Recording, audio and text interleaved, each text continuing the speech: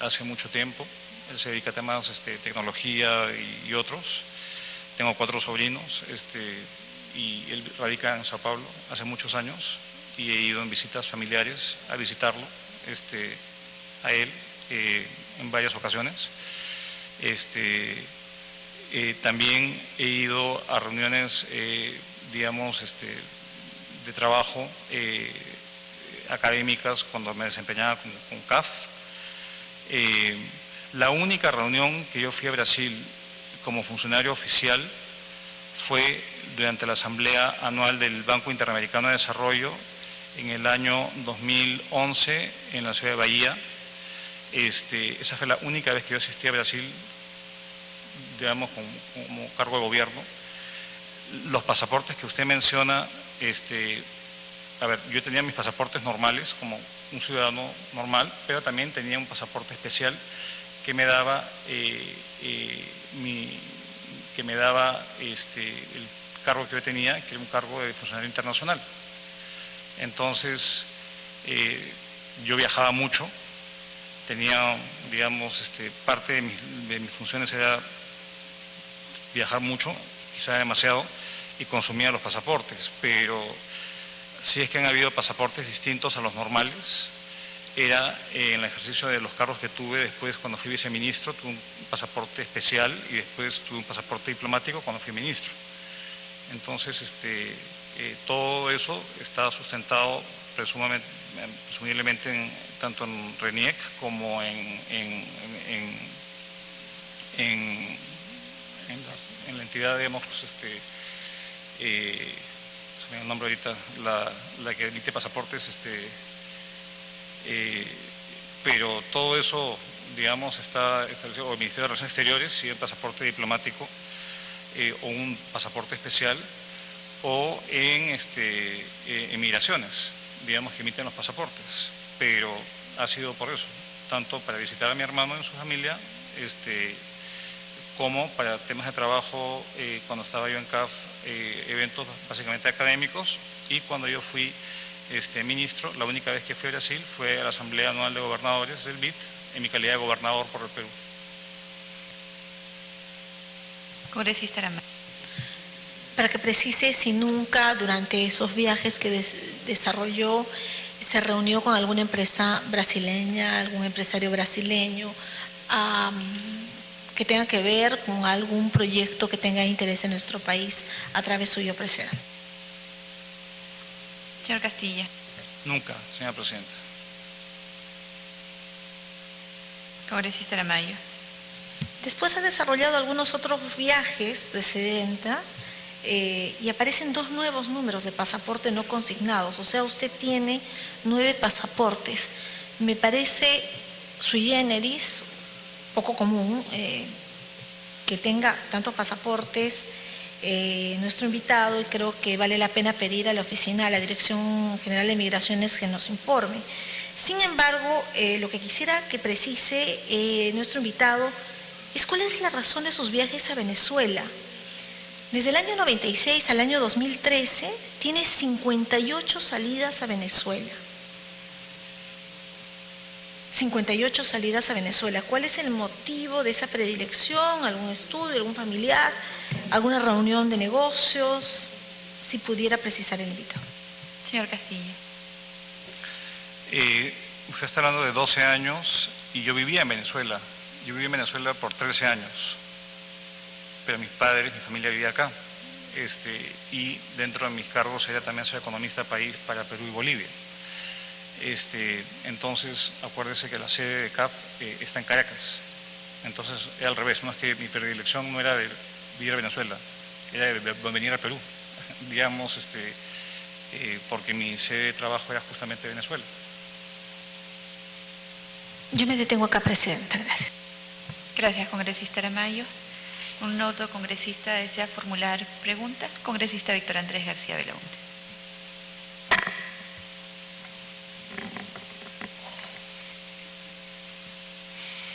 Saludo a la presencia del señor Castillo.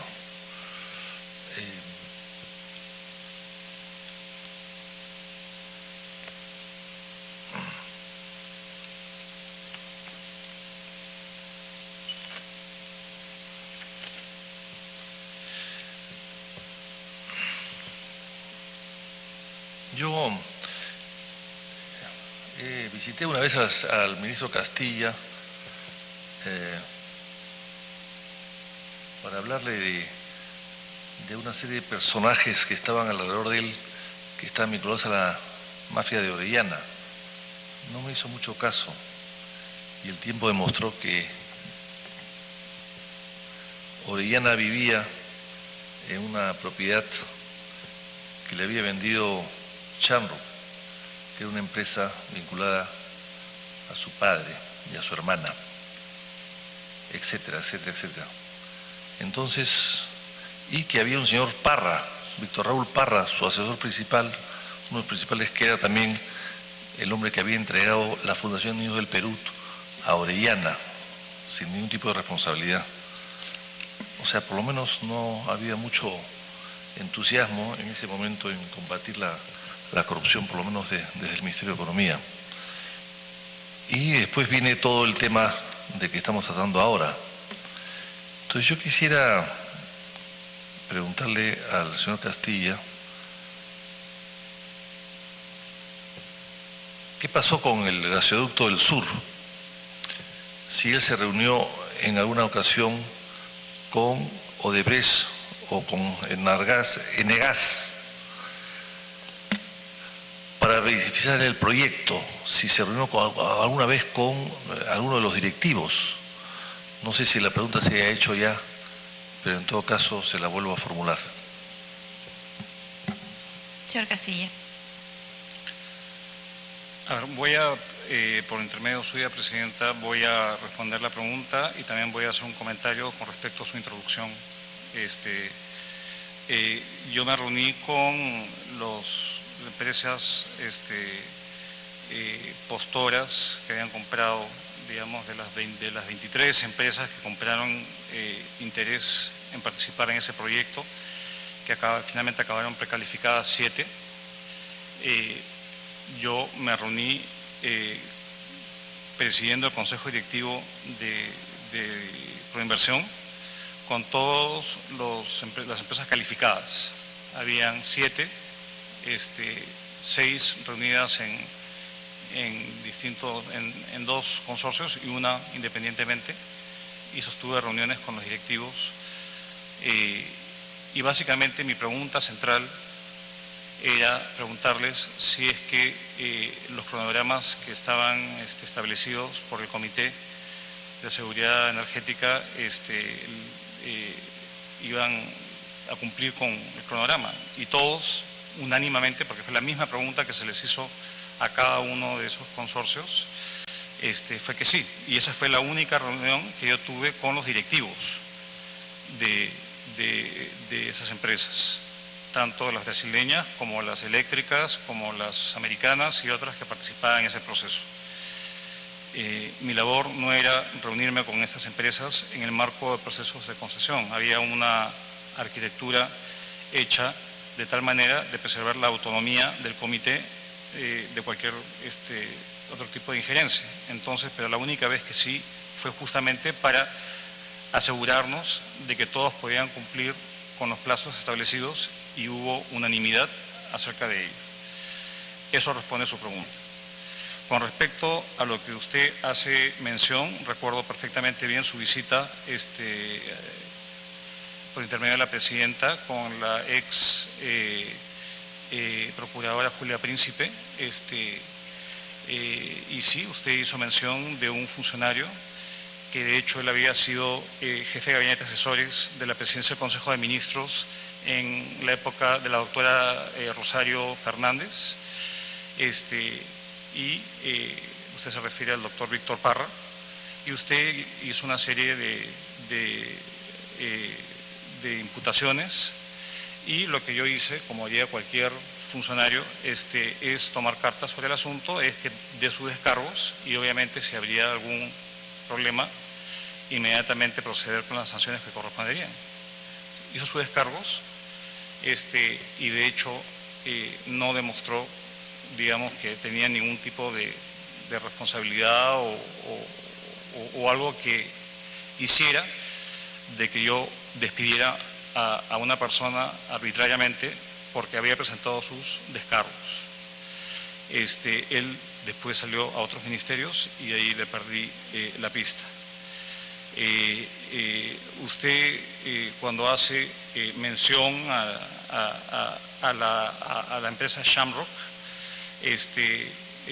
y hace esa introducción y después la vincula a su pregunta por intermedio de la presidencia y ya para aclarar, porque yo nunca usted siempre menciona conexiones con esta empresa Orellana y la empresa Shamrock, y acá yo le voy a decir y voy a entregarle a la presidenta, de hecho esto ya fue materia de una investigación en el Congreso de la República, en los cuales mis padres, como muchas familias en Lima, convierten sus casas en edificios de 4 pisos, y ellos, según figuran en las escrituras públicas, hicieron una asociación con una constructora para convertir su casa en un edificio. De hecho, es donde viven, en el piso de arriba, como muchas familias de Lima, en el crecimiento vertical de la ciudad. Y ellos establecieron una sociedad con esos constructores, Shamrock, el 22 de agosto del 2006, y la culminaron el 23 de noviembre del 2007, cuando acabó el proyecto de construcción. Y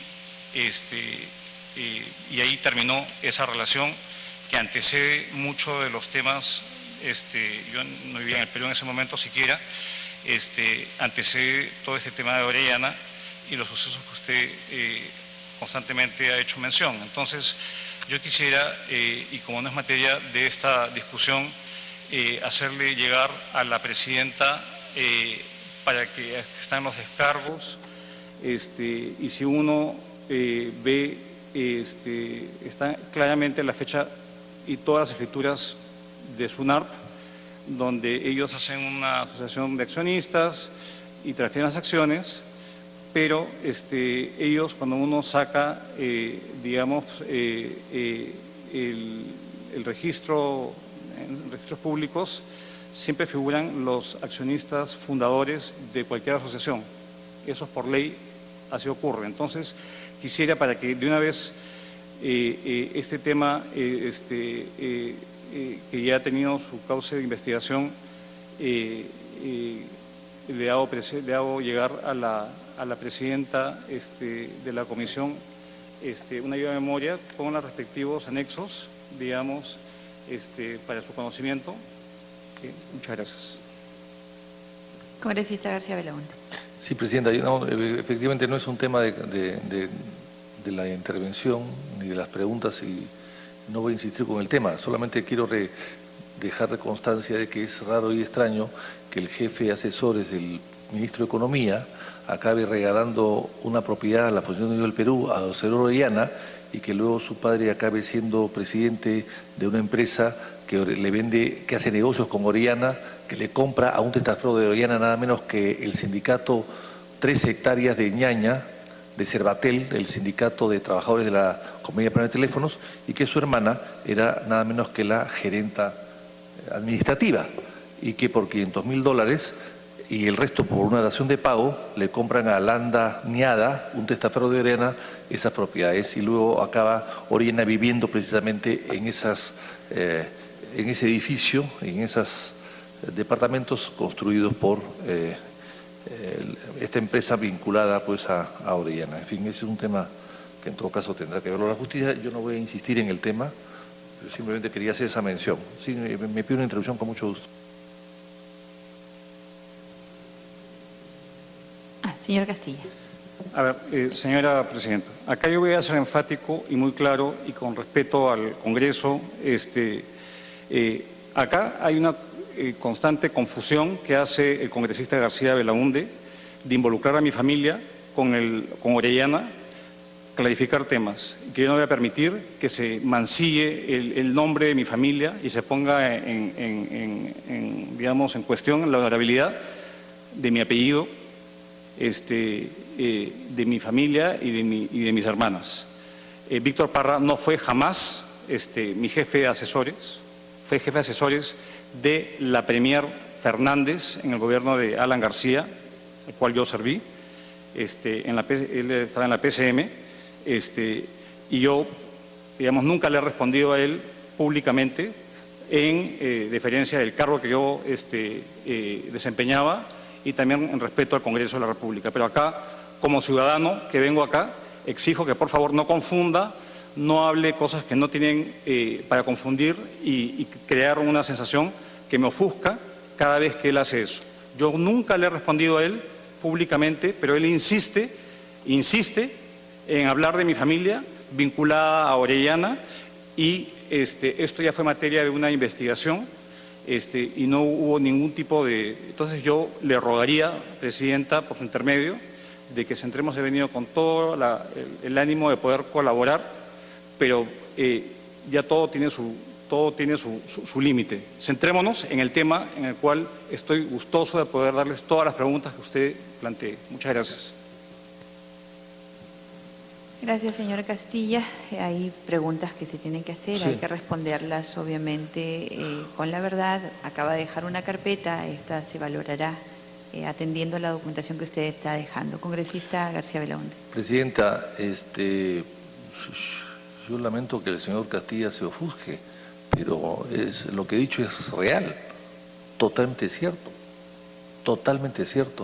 y además contaré algo más, que el señor Parra fue uno de los que me encontré en los pasillos del Ministerio de Economía cuando fui a visitarlo al señor Castilla, o sea que era miembro de los asesores que estaban ahí cerca al ministro de Economía y luego acabó siendo jefe de asesores del ministro de Transportes del mismo gobierno. Bueno, esos son los hechos reales, presidente. Es para aclarar algo, señor Castilla. Señor Castilla, antes de eso damos la bienvenida al congresista Gino Costa. Señora Presidenta, por su intermedio. Por supuesto que me ofusco, porque él dice son hechos absolutamente reales y no lo son. O sea, mi familia ha servido, mi padre como ministro de Estado para el país, yo he servido como ministro de Estado para el país, mi familia siempre entra, mi apellido siempre entra en especulaciones y tal, y medias verdades o calumnias que no voy a soportar y no voy a tolerar. Entonces, no es el tema a los cuales, y sí me ofusco, Presidenta. Entonces, le pido por favor respeto y que guarde a la verdad y no confunda al resto de la comisión y a su persona.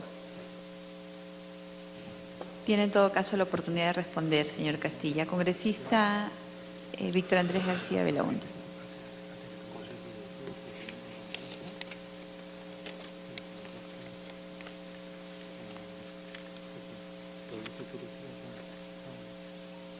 Presidente, yo no quisiera entrar a un debate con el señor Castilla, porque creo que está ofuscado, entonces no va a ser un debate con razones, ¿no?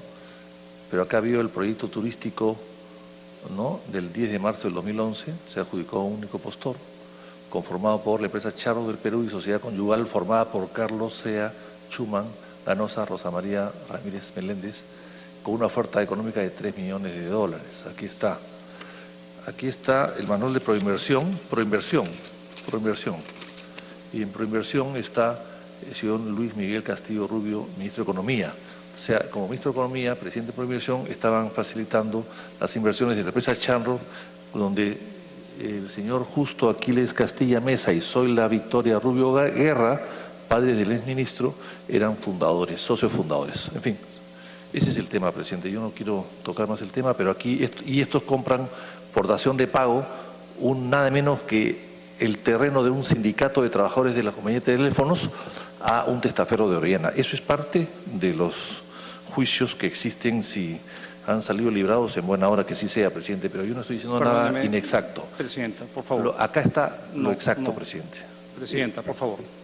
Bueno, el congresista García Belaunde ha dicho que no va a preguntar más sobre el tema, así que si hay algo más que tiene que añadir en este momento, porque el tema está agotado. Él sigue insistiendo, ha hecho una mención de que yo favorecí a la empresa Shamrock. No, yo me recusé, como consta, y busquen las actas, me recusé como corresponde, para evitar cualquier conflicto de intereses y reitero, mis padres aparecen en esos registros públicos porque todo fundador de una sociedad es de por vida que aparece su nombre. Ellos entraron en 2006 para convertir su casa en un edificio donde actualmente viven y el 2007 salieron. Pero cuando él busca obviamente en registros públicos va a haber fundadores, el nombre de mi padre y el nombre de mi madre. Entonces yo no voy a permitir que nadie mancille el nombre de mi familia, nadie, y menos con afirmaciones que carecen de sustento.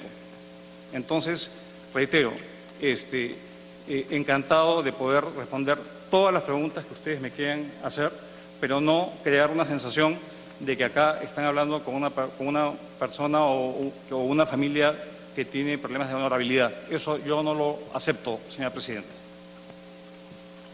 Congresista García Belaunde. No, yo tampoco acepto lo que dice el señor Castilla. La honorabilidad se demuestra en las conductas personales, no se proclama, no se escribe, no se manifiesta, se demuestra a través de una conducta diaria y permanente, y sobre todo cuando se sirve al país. Pero en fin, cambiando de tema, presidente, si me lo permite el señor Castilla, cambiando de tema, porque si quiere discutir, yo tengo cuerda para rato. Pero en fin, creo que hay que pasar el tema. El señor Castilla fue llamado, o se decía en ese momento, que era parte del entorno de Nadine Heredia. Se decía en su momento, él tendrá que aclararlo ahora. La pregunta es, ¿consultaba con Nadine Heredia los negocios o las inversiones que se firmaban? Por ejemplo, el tema del gasoducto del sur, ¿se consultó con ella en algún momento? ¿O ella intervino en algún tipo de decisión? Señor Castillo. No, señora presidenta. No se consultó con ella ni intervino. Congresista García Belaunde. ¿Por qué se le perdonó a Kuntur y se le devolvió la garantía de $67 millones que beneficiaba a Odebrecht, evidentemente, y que era una garantía por el cumplimiento del contrato? Y al no cumplirlo Kuntur, evidentemente, Odebrecht, que fue la sucesora, a devolverse ese dinero, había un beneficio a la empresa que había incumplido con el contrato. ¿Por qué se le devolvió? Sé que se llamó a un arbitraje, pero ¿por qué se devolvió? ¿Qué cosa puede decirnos el señor Castilla? Señor Castillo. Lo que le puedo decir es que yo dejé el cargo en septiembre de 2014 y que esto se resolvió después. Entiendo que había en ese momento una controversia, pero eso ocurrió después de que yo dejé el cargo y no tengo información al respecto.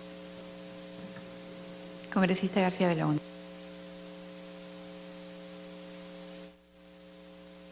¿Existen informes técnicos y financieros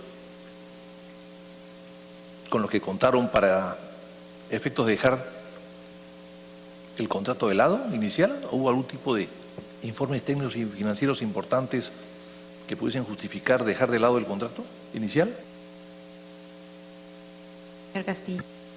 Una precisión, señora presidenta, se refiere al contrato de Kuntur inicial. Sí, cómo no. A ver, este proyecto, como ustedes saben, fue una concesión de parte, digamos que es lo equivalente a una iniciativa privada. Digamos, es otro marco legal, pero en la práctica es lo mismo. Que se le dio inicialmente en 2008 a una empresa Conduit, que era americana, y pasó después, fue comprada, entiendo, en el año 2011 por la empresa Odebrecht. Este proyecto, que de hecho hubo una ley que fue publicada el 26 de mayo del 2011, la ley 29690, ley que promueve el desarrollo de la industria petroquímica basada en el etano y el nodo energético en el sur del Perú, aprobada durante, digamos, la administración del presidente Alan García, fue desestimada porque no era viable financieramente. a una iniciativa privada que le pidan un crédito puente de 1.300 millones de dólares. Uno, eso va en contra de todo marco jurídico en el cual una iniciativa privada, por definición, significa de que no hay ni un solo desembolso, ni garantía, ni nada de parte del Estado peruano. Uno. Dos, había otros invitados que han declarado una solicitud de garantizar las reservas para ese proyecto, que el Estado se hiciera cargo de garantizar las reservas de ese proyecto. Y tres, y hago entrega también a la presidenta, como ha sido mencionado, hubo un intento de consorciarse con Petroperú, y Petroperú solicitó un estudio para ver la viabilidad de ese proyecto, que aducían que tenía un costo de 1.300 millones de dólares, pero resultó que la empresa Gulf Interstate Engineering y aparte otro informe de la empresa KPMG decían que el costo de inversión de ese proyecto era muy por encima de esos 1.300 millones de dólares, monto que oscilaba entre 4.800 y 5.300 millones solamente la construcción de ese gasoducto, de ese proyecto de gasoducto. Entonces quisiera acercarle a la presidenta el informe, leyendo que la conclusión. Bien, volvemos a la ceremonia. Va a hacer uso de la palabra el presidente del Congreso, Luis Gianpietri, en la firma de